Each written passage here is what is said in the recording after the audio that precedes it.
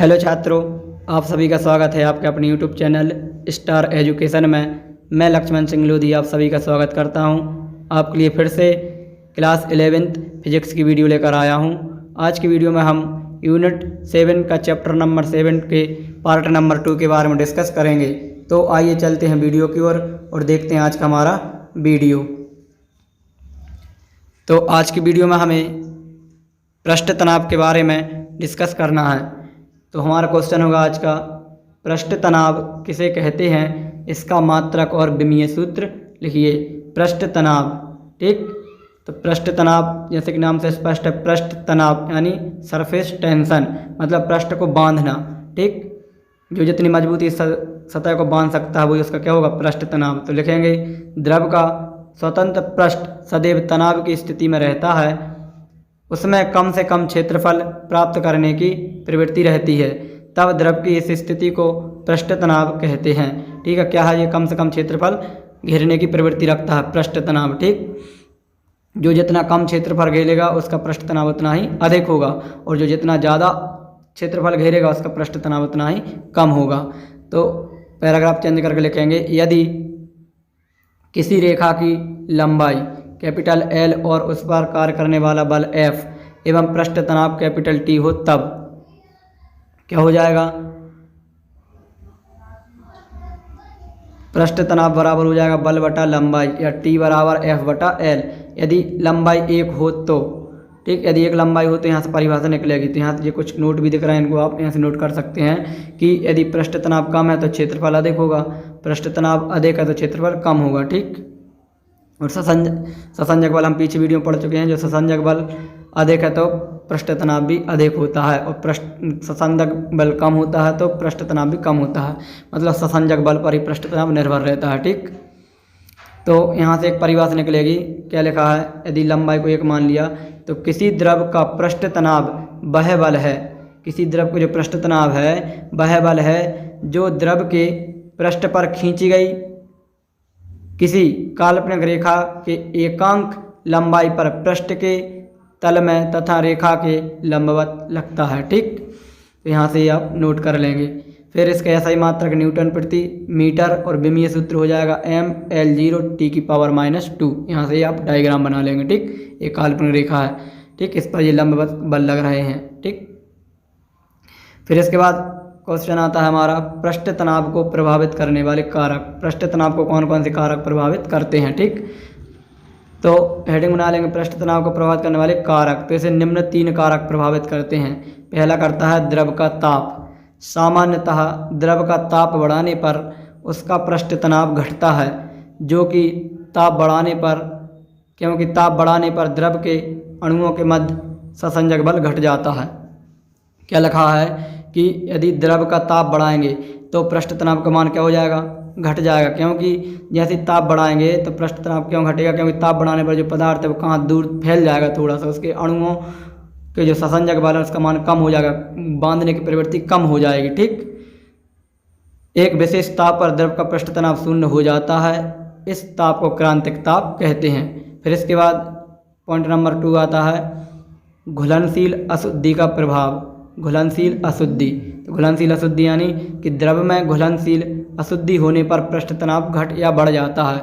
अब कब बढ़ता है कब घटता है तो वो कुछ हमारे पॉइंट पर निर्भर करेगा। जैसे यदि अशुद्धि कम घुलनशील होती है, यानी पूरी तरह से घुल नहीं पाती है, तो द्रव का पृष्ठ तनाव घट जाता है। जैसे उदाहरण में साबुन ले लें, तो साबुन को क्या करते हैं, जैसे पानी में घोलते हैं तो पूरी तरह से घुलती नहीं है और फैन बन जाता है, फैन की वजह से उसका क्षेत्रफल बढ़ जाता है, और क्षेत्रफल बढ़ जाएगा तो पृष्ठ तनाव का मान क्या हो जाएगा, कम हो जाएगा, ठीक।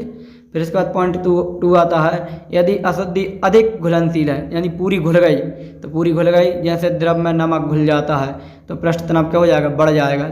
जल में नमक घोल देते हैं तो जो नमक है पूरी तरह से घुल जाता है, इसलिए पृष्ठ तनाव का मान क्या हो जाएगा, अधिक हो जाएगा, ठीक, क्योंकि कम से कम क्षेत्रफल घेर पाएगा, ज़्यादा फैल नहीं पाएगा पानी, ठीक। फिर इसके बाद आता है पॉइंट नंबर 3, अघुलनशील अशुद्धियों का प्रभाव। मतलब जो द्रव में घुलती नहीं है और उसे क्या कर देती हैं, दूषित कर देती हैं। जैसे लिखा है, यदि द्रव में ऐसा पदार्थ मिलाया जाता है जो द्रव में घुलता नहीं है बल्कि द्रव के पृष्ठ पर एकत्रित होकर उसे दूषित कर देता है। क्या कर देता है, दूषित। जिससे द्रव का पृष्ठ तनाव घट जाता है। जैसे पानी की सतह पर ऑयल या तेल वगैरह डाला जाए तो वह क्या होता है, अधिक दूरी तक फैल जाता है, जिससे उसका क्षेत्रफल का मान बढ़ जाएगा, और क्षेत्रफल बढ़ गया तो पृष्ठ तनाव का मान क्या हो जाएगा, कम हो जाएगा। ठीक, फिर इसके बाद यहाँ पर कुछ नोट हैं, लिखा हुआ है कि पृष्ठ तनाव कम है तो क्षेत्रफल अधिक होगा, पृष्ठ तनाव अधिक है तो क्षेत्रफल कम होगा। पृष्ठ तनाव कम गर्म पानी, ठीक, गर्म पानी है तो पृष्ठ तनाव कम होगा क्योंकि गर्म पानी ज़्यादा से ज़्यादा जगह में पहुँच जाता है। और पृष्ठ तनाव कम कब होगा, जब चिकनाई मिला देंगे, चिकनाई के कारण क्षेत्रफल क्या हो जाता है, बढ़ जाता है। ठीक, फिर इसके बाद में पृष्ठ तनाव के उदाहरण कारण सहित आते हैं। तो पृष्ठ तनाव के उदाहरण कारण सहित व्यवहारिक दैनिक जीवन कुछ उदाहरण हैं, जैसे कि दांतों की सफाई के लिए टूथपेस्ट का उपयोग करना उत्तम होता है, क्यों, यानी हम टूथपेस्ट का उपयोग क्यों करते हैं, तो इसका कारण होगा टूथपेस्ट का झाग पानी में पृष्ठ तनाव को दूर कर देता है।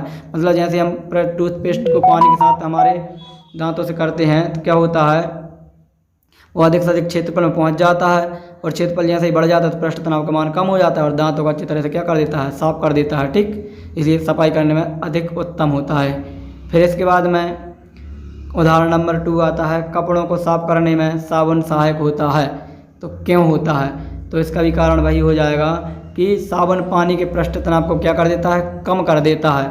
इसलिए साबुन के घोल के कण कपड़ों के बारीक छिद्रों में पहुंचकर गंदगी के कणों को दूर कर देते हैं, इसलिए साबुन कपड़ों को साफ करने में सहायक होता है। ठीक, क्योंकि ये पानी पूरी तरह से घुलता भी नहीं है, और घुलता नहीं है तो पृष्ठ तनाव का मान कम हो जाता है, क्षेत्रफल बढ़ जाता है। ठीक, फिर इसके बाद उदाहरण नंबर 3 आता है, छोटे छोटे गड्ढों में मच्छरों को मारने के लिए मिट्टी के तेल का उपयोग किया जाता है, क्यों, तो कारण जब पानी पर मिट्टी का तेल डालते हैं तो उसका पृष्ठ तनाव कम हो जाता है, क्योंकि तेल क्या होता है, अधिक क्षेत्रफल में फैल जाता है। पानी की सतह पर उपस्थित मच्छर के अंडों के भार को पानी का पृष्ठ तनाव संतुलित कर लेता है, परंतु पृष्ठ तनाव कम हो जाने के कारण अंडे पानी में डूब जाते हैं, जिससे नए अंडे यानी नए मच्छर उत्पन्न नहीं हो पाते, क्योंकि अंडे जब पानी में डूब जाएंगे तो अंडे नष्ट हो जाएंगे। ठीक, फिर इसके बाद में नेक्स्ट आता है, नेक्स्ट क्वेश्चन आता है हमारा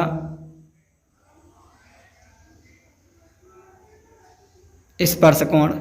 तो क्या होता है स्पर्श कोण, तो हेडिंग बना लेंगे स्पर्श कोण। पहले क्वेश्चन को देखेंगे तो क्वेश्चन है स्पर्श कोण, इसी को बोलते हैं संपर्क कोण। स्पर्श कोण को परिभाषित कीजिए तथा बताइए कि यह किन किन कारकों पर निर्भर होता है। तो हेडिंग बना लेंगे संपर्क कोण, ठीक, या स्पर्श कोण।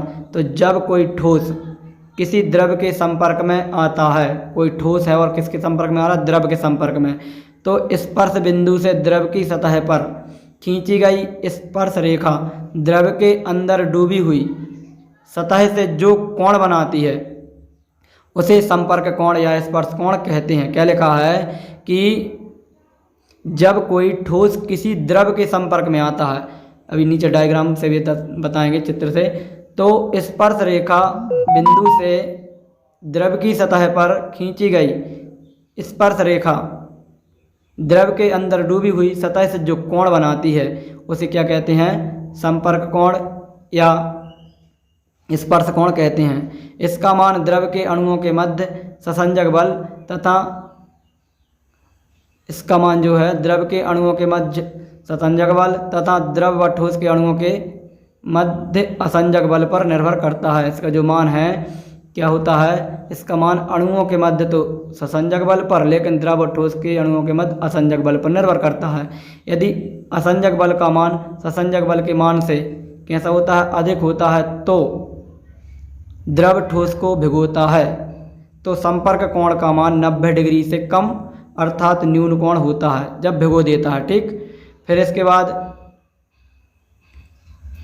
और यदि असंजक बल का मान ससंजक बल के मान से कम होता है तो स्पर्श कोण का मान 90 डिग्री से अधिक अर्थात अधिक कोण होता है और द्रव ठोस को भिगोता नहीं है। ठीक, तो यहाँ पे डायग्राम बने हुए हैं, डायग्रामों को आप देख सकते हैं।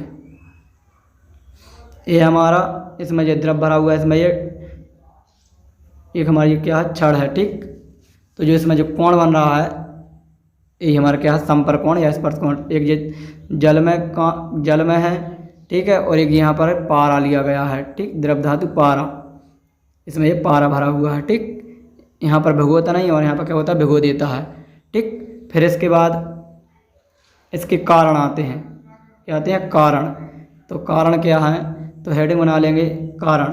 तो संपर्क कोण द्रव ठोस युग्म की प्रकृति पर निर्भर करता है। जो संपर्क कोण है द्रव और ठोस की प्रकृति पर निर्भर करता है।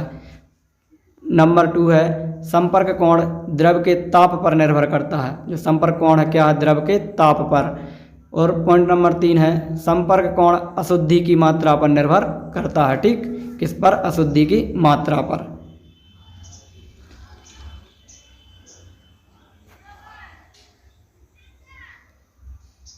ठीक, तो ये हमारा संपर्क कोण और उसके कारक कंप्लीट होते हैं। तो आज की वीडियो में इतना ही। यदि वीडियो पसंद आया हो तो वीडियो को लाइक करें और चैनल को सब्सक्राइब करें और अधिक से अधिक बच्चों के लिए वीडियो शेयर करें ताकि प्रत्येक बच्चा इस वीडियो का लाभ ले सके। मिलेंगे नेक्स्ट वीडियो में, तब तक के लिए जय हिंद, जय भारत।